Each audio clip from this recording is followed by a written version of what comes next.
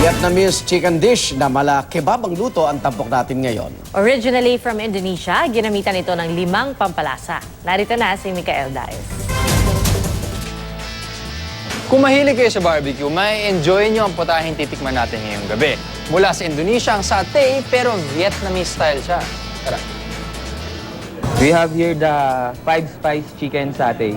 Kilala at pinaniniwalaang sa Indonesia nagmula ang pagkain ito na satay. Sa katunayan, ito ang kanilang national dish. Naimbento raw ito ng Japanese vendors kung saan hango ang pagkakaluto sa Indian kebabs matapos ang pagdayo ng mga Muslim, Tamil, Indian at Arab immigrants noong 19th century. Hanggang umabot na rin ito sa ibang bansa sa Asia tulad ng Malaysia, Singapore, Brunei at Thailand. At hindi na rin nga nagpahuli dyan ang Vietnam.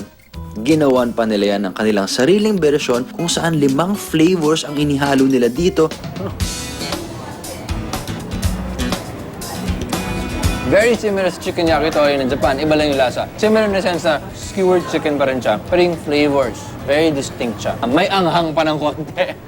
Kasi yun nga, 5-spice. Chicken satay, so obviously there's gonna be a bit of spice. Pinaka-main ingredient ng satay ang turmeric o luyang dilaw na siyang nagbibigay din ng kulay dito at ang hang na unang nalalasahan rito. Excited na ako dumating ang kanin at kakainin ko itong napakasarap na Vietnamese chicken satay.